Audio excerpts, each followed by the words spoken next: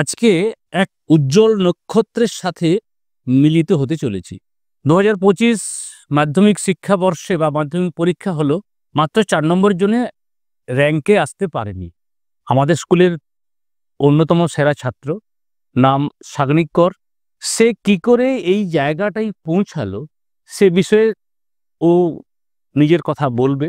আর যারা এই ভিডিও দেখছো তারা আগামী দিনে কি করে প্রস্তুতি নেবে এই একজন কৃতী ছাত্রের মুখ থেকে সেই কথা শুনবে।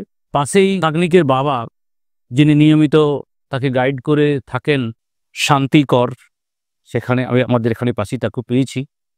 তো আজকে আমরা সাগ্নিকের কাছ থেকে বেশ কিছু মূল্যবান তথ্য, বক্তব্য শুনব, যেগুলো আগামী দিনের মাধ্যমিক পরীক্ষার্থীকে অনেকটাই সফলতার দোরগোড়ায় পৌঁছে দেবে। আচ্ছা সাগ্নিক, আমি তোমাকে প্রথম প্রশ্ন করছি, এই যে মাধ্যমিকের জার্নি ৬৮২ নম্বরে ৬৮২ নম্বর পর্যন্ত তুমি পৌঁছাতে পেরেছ, আর ৪ নম্বর না হওয়ার কারণে র্যাঙ্কে আসতে পারোনি। মানে যে র্যাঙ্ক আপাতত এটা প্রভিশনাল র্যাঙ্ক বলবো, কারণ তুমি পিপিএস করেছো, যদি চেঞ্জ হয় তো এতে তোমার আফসোস আছে কিছু? প্রথমত যখন রেজাল্ট পেয়েছিলাম ৬৮২, তখন দেখি র্যাঙ্ক হয়নি, তখন তো আফসোস হয়েছিল। তারপর ধীরে ধীরে মানিয়ে নিয়েছি।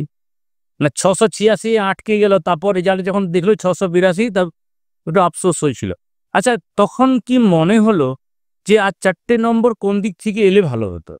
আমার বাংলা আর ইংরেজি দুটো ল্যাঙ্গুয়েজ সাবজেক্টেই বেসিক্যালি নম্বরটা কম হয়েছে। খাতা দেখার উপর নির্ভর করে অনেকটাই যে নাম্বার ইতর বিশেষ, অর্থাৎ ১৫-২০ নম্বর এদিক ওদিক হতেই পারে। আচ্ছা, তোমার প্রথমত এরপর তুমি সাবজেক্ট ওয়াইজ তুমি নাম্বারগুলো একটু তুমি বলো আর কি।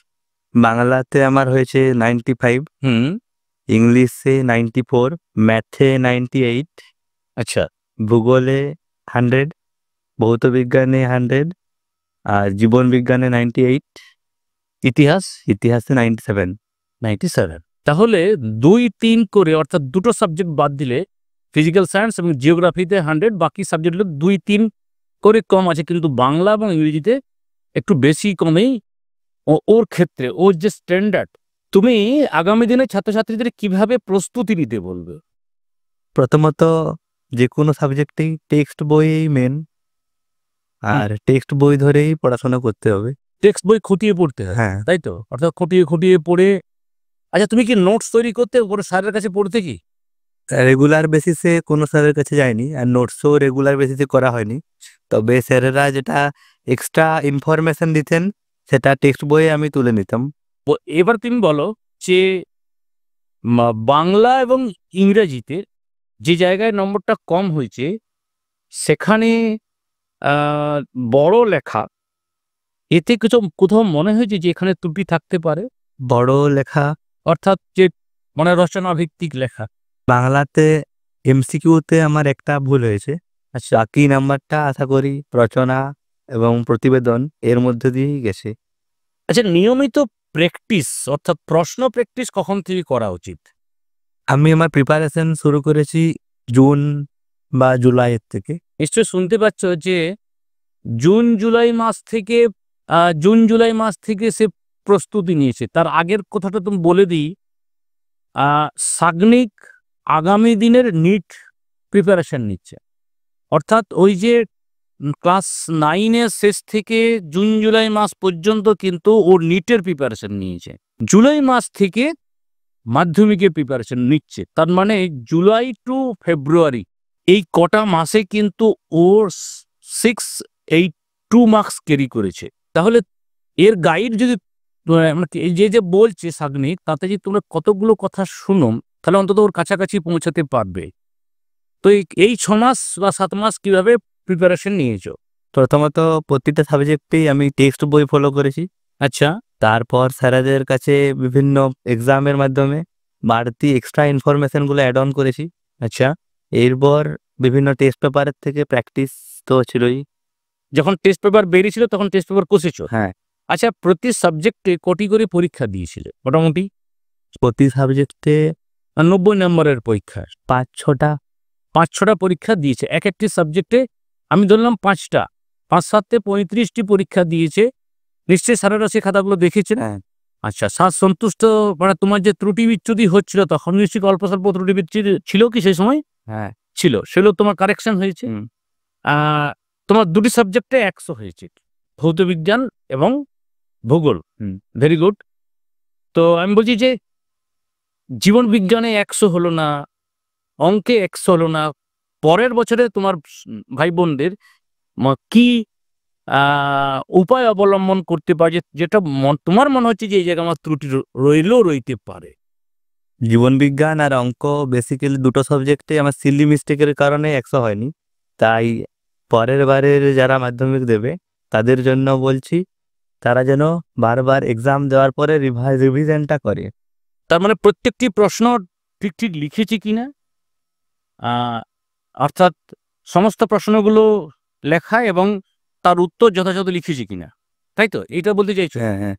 আচ্ছা, চিত্র আঁকার বিষয় কিছু জীবনবিজ্ঞানে? চিত্র যেগুলোতে ম্যান্ডেটরি সেগুলো তো আঁকতেই হবে।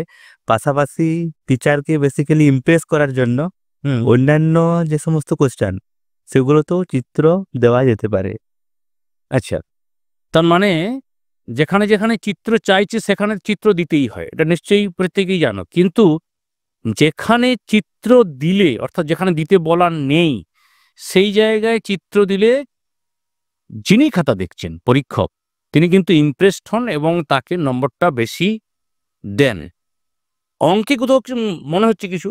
হ্যাঁ, অঙ্কে সিলি মিস্টেক এই কারণেই 100 হয়নি। মানে কোথাও একক ভুল হয়েছে?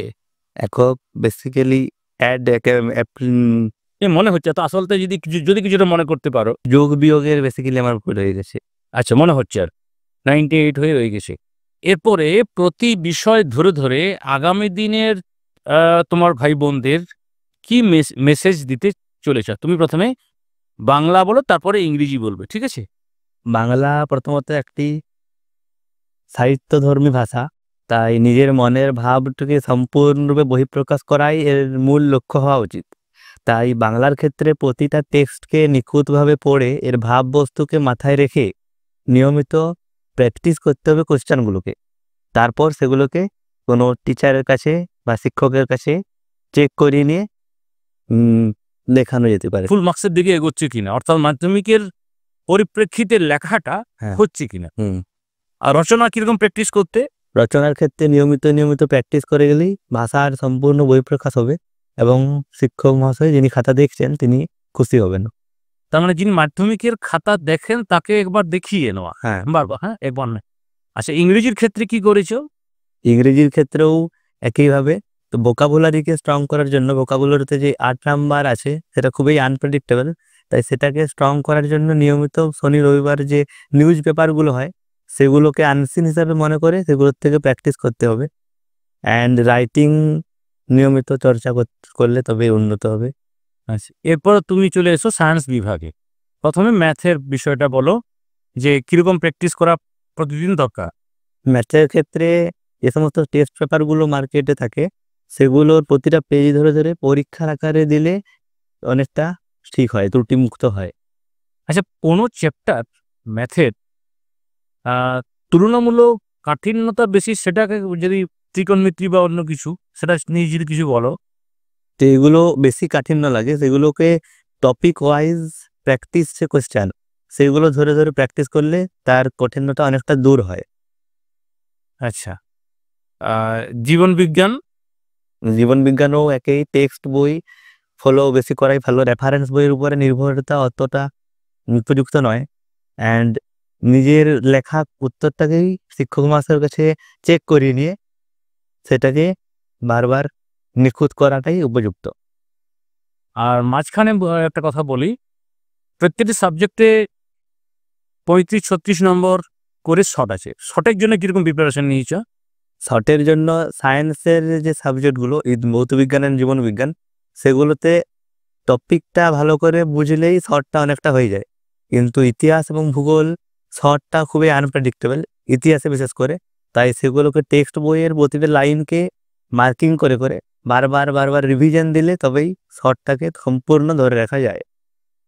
তুমি তার মানে মার্ক করেছো, বইয়ের আন্ডারলাইন করেছো আচ্ছা, এরপরে তোমার রইল যে ইতিহাসে ইতিহাসে শর্ট প্রশ্নের জন্য কি একটি বইয়ের উপর নির্ভরশীল ছিলে না অনেকগুলো বই? আমি মিনিমাম ৩-৪টা বই ফলো করেছি। একটা বইকে মেইন হিসাবে রেখে বাকি যে বইগুলো সেগুলোর থেকে যে তথ্য পেয়েছি সেগুলোকে একটা বই তুলে নিয়েছি। আচ্ছা, মানে তথ্যকে একুমুলেট অর্থাৎ একত্রিত করে বারবার তো বই ঘাটার সময় যাবে। তাহলে যেখানে যে বইটি পড়ছে একটি মূল বই তার পাশে যে বইগুলো আছে আর কি, সেখানে অতিরিক্ত তথ্যটাকে এখানে নিয়ে আসে। আচ্ছা, আর ভূগোল কিরকম ভাবে পড়েছ? ভূগোলে প্রথমে আমি সমরেন্দ্রনাথ মোদকের যে টেক্সট বই সেটা প্রথমে ফলো করেছি। তারপর স্যারের কাছ থেকে এক্সট্রা সমস্ত ইনফরমেশন ওই বইতেই অ্যাড করেছি। আচ্ছা, তারপর map practice creation of GM channel থেকেই করেছি। আর পরীক্ষাগুলো অনেকগুলো দিয়েছি শেষে, সেগুলোও স্যারকে দিয়ে চেক করিয়েছি। তার মানে অর্থাৎ সারাংশ দাঁড়ালো নিয়মিত practice, text book practice, text বুকে আন্ডারলাইন শটের জন্য বিভিন্ন তথ্যকে একুমুলেট করা, পরীক্ষা দেওয়া এবং সর্বোচ্চ সীমায় পৌঁছানোর জন্য স্যারেদের কিন্তু খাতা দেখানো। লেখাটাও জরুরি। তো এইভাবেই সে এগিয়েছে। আশা করি যদি অন্তত কিছু নিতে পারো এর কাছ থেকে, 100% যদি নাও পারো, যদি 90% 80% নিতে পারো, তাহলে আমার মনে হয় যে আগামী দিনে তোমরাও এর মতো মার্কস পাবে। যদি প্রভিশনাল এর রেজাল্ট চেঞ্জ হয় তাহলে আমরা আরও খুশি হব এবং আগামী দিন তোমাদের জানিয়ে দেবো সাগ্নিক আগামী দিন কত মার্কস চেঞ্জ হচ্ছে। তো সাগ্নিকের ভবিষ্যৎ উজ্জ্বল হোক এই কামনা করি। আগামী দিনের আমাদের এই এরিয়া থেকে, গ্রামাঞ্চল থেকে একজন হৃদয়বান ডাক্তার হয়ে বেরিয়ে আসুক এই সাফল্য কামনা করে তোমাদের এতক্ষণ সঙ্গে তোমরা অনেকক্ষণ ধরে রয়েছো, তোমাদের ধন্যবাদ জানিয়ে এখানেই শেষ করি।